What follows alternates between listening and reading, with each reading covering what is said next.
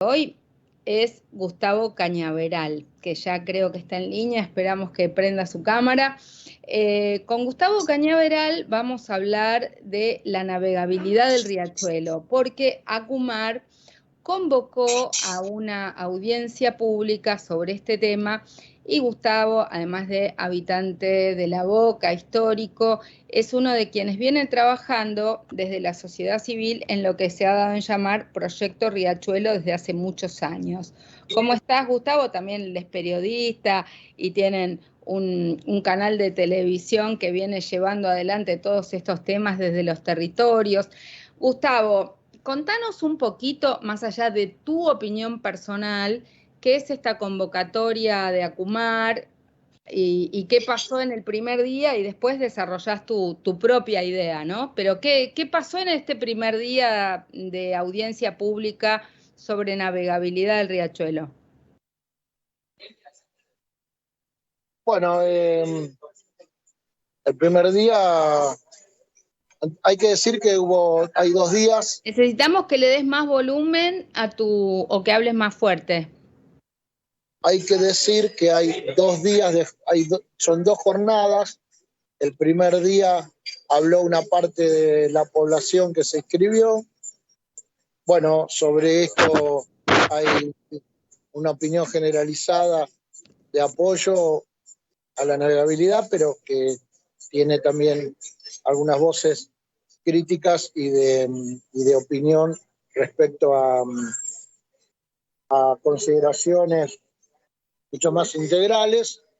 Entonces eso es lo que pasó el primer día. Esperemos ahora sobre la jornada, recién aparece el 12 de diciembre.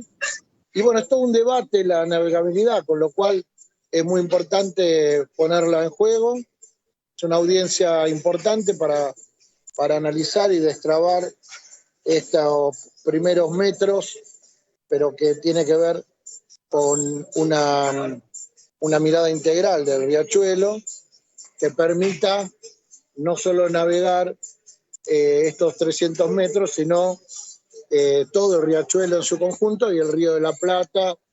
Y bueno, un poco tiene que ver con eso, ¿no? La lucha nuestra de hace muchos años a través del blog y del proyecto Riachuelo con un corredor turístico productivo ribereño que permita unir los barrios a través de estaciones fluviales, de puertos, de logística, hace que tengamos una mirada propositiva, pero que nos deja lugar también para hacer muchas preguntas, y creo que es un avance en la manera de algo de materializar este sueño colectivo de poder navegar, que nunca tuvo que haber sido prohibido.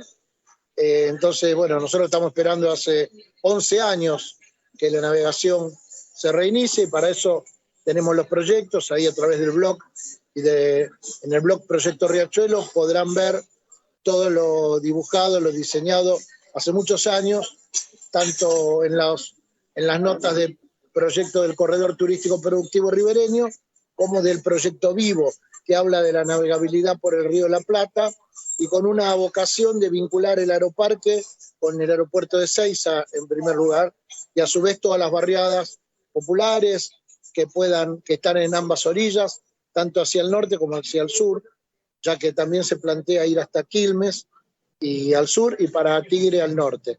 Así que bueno, eso es un poco la mirada. La primera jornada hubo voces diversas, así estuviste vos también, María José, muy bien. Y bueno, veremos cómo sigue esto, porque reitero, es muy poco lo que se ha dicho sobre esta mirada integral, y bueno, esperemos a ver qué dice también el gobierno de la ciudad. El lunes que viene parece que va a hablar el gobierno de la ciudad. Así que bueno, eso es un poco un panorama. Bueno, recordemos que nuestra Asociación Ciudadana por los Derechos Humanos es parte del cuerpo colegiado en la causa Mendoza, que es la causa para el saneamiento de la cuenca del Riachuelo. Esta causa originada en una vecina de Avellaneda, que viene luchando desde hace tantos años para el saneamiento de la cuenca, donde tenemos tan magros resultados, a pesar de la limpieza de superficie, a pesar de la extracción de barcos, a pesar de la limpieza en los bordes del riachuelo, a pesar de la obra de infraestructura enorme que se está haciendo para conectar las cloacas y dar los servicios básicos a toda la población más humilde de la cuenca. Lamentablemente los niveles de contaminación en la cuenca siguen siendo constantes, aún desde antes de iniciar la causa.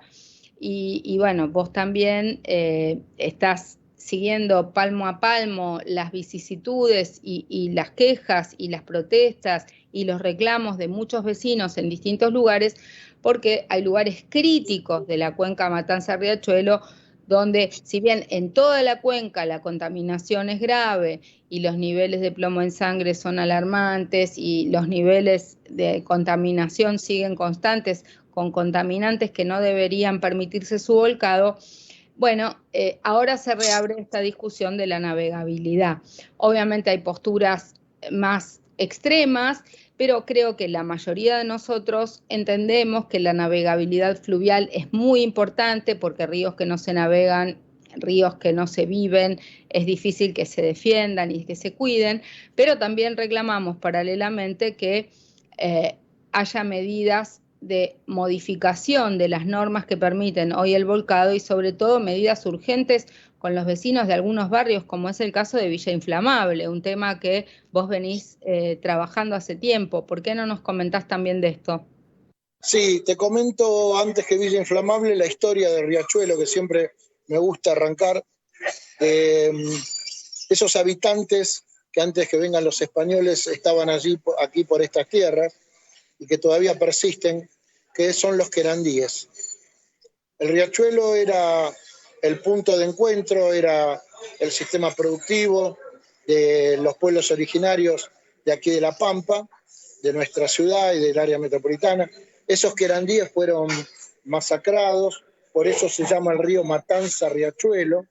Esto no hay que olvidarlo nunca, y que por supuesto cuando analizamos entonces el impacto de estas obras y estos proyectos, llegamos a Villa Inflamable y nos encontramos también con una especie de matanza histórica, que es estar en un polo petroquímico, vivir al lado de venenos, de contaminación, y también entonces otra vez se repite la historia con los pueblos originarios, el desprecio del sistema industrial y del control ambiental hacia la población local produjo esta causa Matanza-Riachuelo, y hoy nos encontramos entonces con una causa que está reurbanizando un barrio como Villa Inflamable, luego de que hace 15 años se dijo que se tenía que trasladar porque no se podía vivir y las industrias no contaminaban. Bueno, hoy todavía tenemos esa cuestión de estar viviendo en un polo petroquímico con empresas que contaminan, que pueden matar, como el caso de Estericicle Trieco, allí en Villa Inflamable, y otras empresas donde todavía hoy se ve el coque allí al aire libre, como es la Shell o Ryzen, y el Estado no está haciendo nada, Kumar menos. Entonces es difícil a veces trabajar las reurbanizaciones en base a esta situación. Yo creo que las propuestas de reurbanización tienen que tener en cuenta el control a estas empresas, el control a la calidad del aire, y el control está faltando. No por esto vamos a dejar de pensar en la navegabilidad, en la unión de estas poblaciones, de las poblaciones y de las orillas, porque fíjate lo que pasa en Inflamable.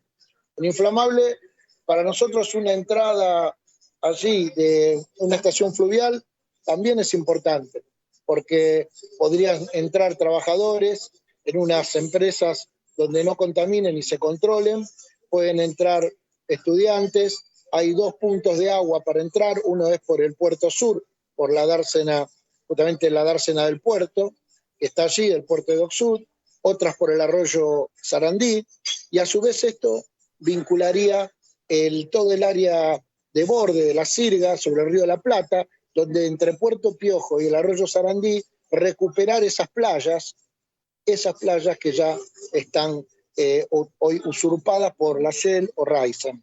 Quiere decir que la apertura de la navegación a nosotros nos viene bárbaro para que se pueda entender que esto es un proyecto integral de recorrer la cuenca desde el punto de vista ecológico, mostrando el desarrollo de una causa que todavía tiene mucho que decir y fundamentalmente en la calidad de la salud de la población, muchísimo, y esto no se cuenta en el tema de la navegabilidad, no lo dicen los funcionarios, nosotros sí lo decimos, que queremos la navegación para que se mire, para que se recorra toda la cuenca, para que se muestre cómo la gente resiste en cada uno de estos barrios y que puede también generar trabajo, desarrollo, turismo, etcétera.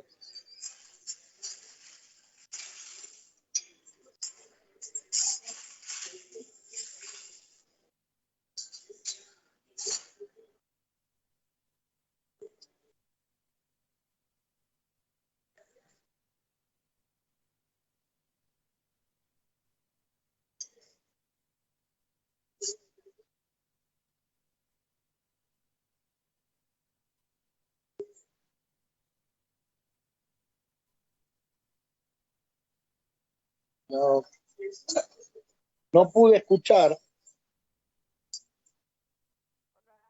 No, lo que decía es que es importante que esto sea un avance para la navegabilidad que beneficie a los vecinos de la cuenca y no solamente a unas pocas empresas turísticas con el avance del extractivismo, la turistificación, la prolongación de Puerto Madero. Por eso tan importante un debate in totum de lo que falta en la cuenca y que nos cuentes cuándo sigue la audiencia para que la gente lo pueda ver online.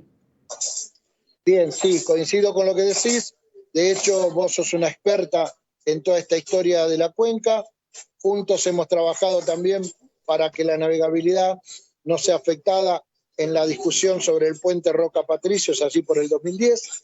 Eso ha sido un punto clave en la historia de la navegabilidad. Hay que reconocerlo. Todos los que peleamos justamente para que eso no ocurra, hoy es un triunfo que hay que ponerlo en valor. Y desde ya, la navegabilidad tiene que ser parte de este proyecto de integración, generación de trabajo, cultura, arte, etcétera. Así que esperemos que para la semana que viene, el lunes 12, como continúa, vamos a participar, ahí vamos a estar nosotros del proyecto Riachuelo y vamos a opinar justamente tomando estas consideraciones, pero apoyando desde ya. Saludamos que tengamos esta oportunidad que esperábamos hace mucho tiempo. Bueno, muchísimas gracias. Era Gustavo Cañaveral de Proyecto Riachuelo contándonos de qué va este debate que nos propuso el ACUMAR sobre la navegabilidad y avanzar hacia la navegabilidad de la cuenca Matanza-Riachuelo. Gracias, Gustavo. Bueno, gracias. Seguimos con más Café con Luber y ahora vamos a contarte un poquito de lo que pasó este fin de semana en el plenario federal de la Campaña Nacional por el Derecho